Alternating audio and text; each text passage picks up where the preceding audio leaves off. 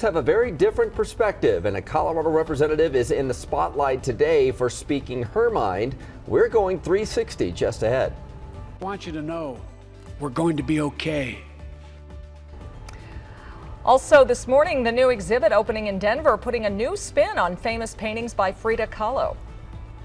And reservations just opened for backcountry camping in Rocky Mountain National Park for this summer, but you better act fast because those permits will go quickly. We'll explain the improved reservation system to make sure servers don't crash like they did last year. But wow, I mean, camping weather already in early March, Lisa. It is for at least the next couple of days, right? And then we're going to go right back out to skiing weather this coming weekend. Right now, though, from Rocky Mountain National Park, a really pretty shot of Longs Peak. And we do have a lot of sunshine out there. Dry conditions down here in town. If you're heading out for a dog walk today, mid-60s by noon. We'll be at right around 70 between 4 and 5. Another really nice day. We hit a high of 69 yesterday, so today is pretty close to it. It's warm down across southeastern Colorado, mid to even upper 70s there. 40s and 50s in the mountains this afternoon. Now, skies are for the most part pretty clear. We'll get a little cloud cover filtering in and out, and then snow moving in behind that on Friday for the mountains. Coming up, I'll show you how that's going to track east this weekend, and it does get quite a bit colder. All the details on our Super 7 Day in just a few minutes. Slop on the way. Right now we have a lot of stop and go traffic, unfortunately, on 470, on I-70 out here to the west side of town. So if you got off I-70 and exited there at Colfax and you took that around by Heritage Square, get over at Highway 40 right by that hotel and the gas station, and you take that Highway 40 right to the top of Lookout Mountain, you'll avoid this traffic jam. Take a look at it from the CDOT camera over there where it's barely moving, coming in from around 6th Avenue Colfax. So look at the drive time, 45 to 50 minutes now, just sitting on I-70. So there is a way around it. It's going to save you some time. This is another trouble spot down on C-470. So heavy from Kipling. From that camera, you can see that express lane is fully blocked up and really backed up traffic. We only had one lane open for some time. So that's going to take some time to get cleared, and still looking at a lot of stop and go traffic through the Denver Tech Center, north side of town, I-70, earlier problems there, and a new problem right now on I-76 on that westbound side, trying to get past Federal. The State of the Union is strong because you, the American people, are strong. President Biden offering some words of encouragement to end his first State of the Union address. And for the first time ever, you see there two women sat behind the President of the United States. One of many memorable moments from last night. The president talked for an hour and 2 minutes, and he had a lot to cover. So this morning, we're taking a 360 in-depth look at his speech. Some of the key topics, including the Russian invasion of Ukraine and the ongoing pandemic. We're also fact-checking the statements he made on those and the economy, the Republican response, and the Colorado Congresswoman who has a lot of people talking this morning. The conflict in Ukraine was front and center during the president's speech, and just this morning, Ukraine's emergency service says at least 2,000 civilians have been killed in the war that lasted for 7 days now. Ukraine's ambassador to the U.S. was among the president's guests last night. She sat next to the First Lady and received a standing ovation when she was introduced. Last night, several members of Congress showed their support for Ukraine by wearing blue and yellow scarves and pins and holding flags. During the speech, President Biden announced new restrictions aimed at hurting Russia's economy as the Russian convoy on its way to the capital of Kyiv is stalled. I'm announcing that we will join our allies in closing off American airspace to all Russian flights, further isolating Russia and adding additional squeeze on their economy.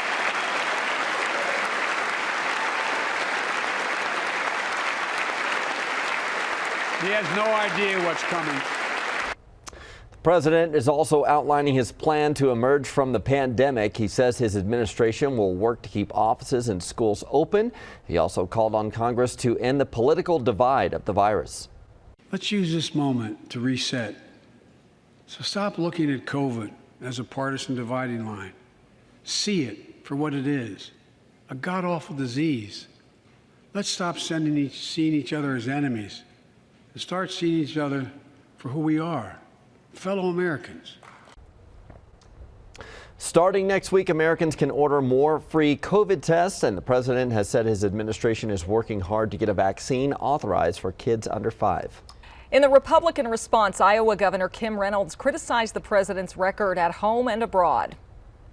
We're now 1 year into his presidency, and instead of moving America forward, It feels like President Biden and his party have sent us back in time to the late 70s and early 80s, when runaway inflation was hammering families, a violent crime wave was crashing our cities, and the Soviet Army was trying to redraw the world map.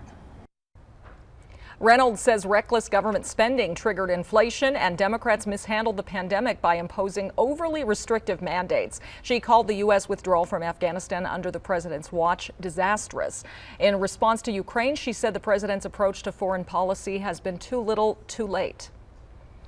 We're also hearing a lot of claims from both sides of the aisle, but want to help you sort out fact from fiction. Denver 7's Colette Bordelon has been running down through the claims. Colette, start us off talking about oil reserves and oil prices. It's what everyone is worried about right now. Right, that's all you can think about, especially when you get into your car. And during the State of the Union, the president said the U.S. has been working with 30 other countries to release 60 million barrels of oil from reserves around the world. Half of that is coming from America. Of course, the hope is to lower gas prices and slow inflation, but there's still a lot of energy anxiety surrounding the Russian invasion of Ukraine. Oil prices jumped $5 just yesterday to a level not seen in more than 8 years. And gas prices in Colorado are up 6 cents from last week before the invasion. Some forecasts suggest we could be well into $4 a gallon this year. Sticking with energy, Biden said his clean energy agenda would cut costs for families by an average of $500 a year while combating climate change. But that needs some context. Those savings won't be seen for almost a decade. That estimate is from a nonpartisan research group that looked at how new regulations on the federal and state level could cut greenhouse gas emissions and the impact that would have on American households through clean energy tax credits. And that's only if Congress passes a major clean energy bill. And of course, COVID came up in the State of the Union, with Biden saying the new CDC guidelines, where most Americans can go mask-free, is an encouraging sign. And thanks to the progress we've made in the past year, COVID-19 no longer need control our lives. I know some are talking about living with COVID-19, but tonight I say that we never will just accept living with COVID-19. Those new rules from the CDC are based on hospitalizations, not community transmission rates. And while hospitalizations are dropping off, deaths are still high. Live in the studio, Colette Bordelon, Denver 7.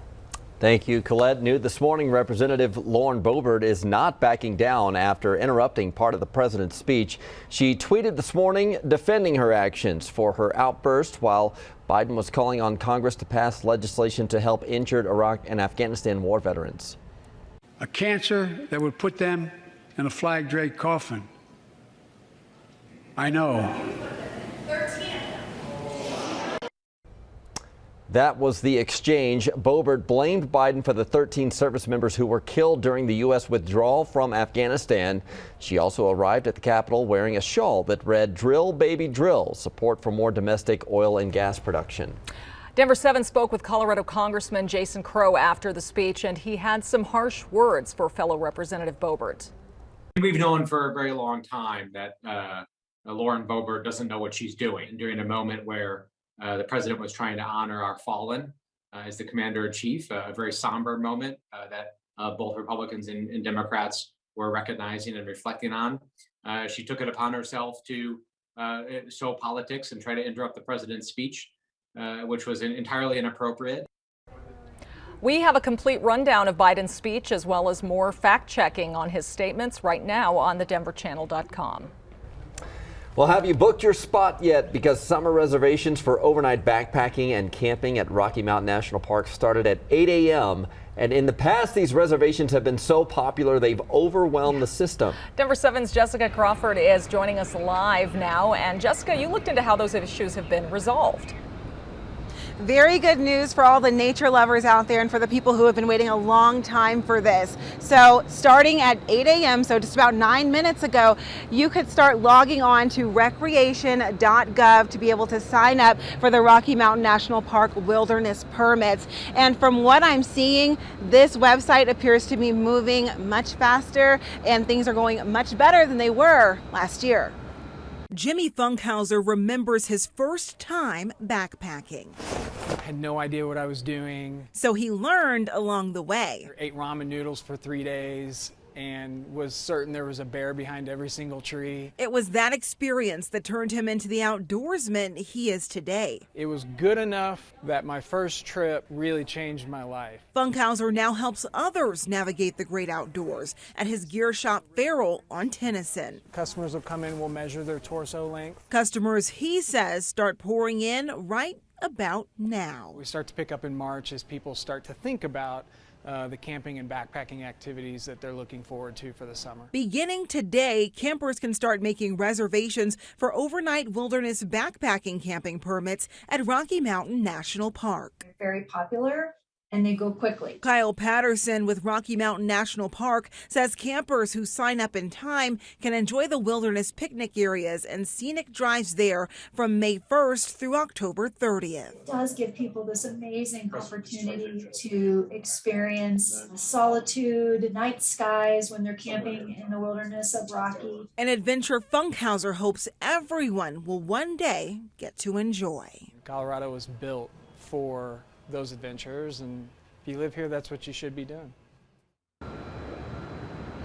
And if you can't access recreation.gov, then you can try to go ahead and get a walk-up reservation starting on April 3rd. But do be aware that if you do take that route, you run the risk of there being fewer campsites available to you. Live in Denver, I'm Jessica Crawford, Denver 7. Thank you, Jessica. Good news for Marshall Fire victims in Louisville, how the city is helping them save on costs while they try to rebuild. And a new immersive art exhibit is coming to Denver, bringing the works of an iconic artist to life.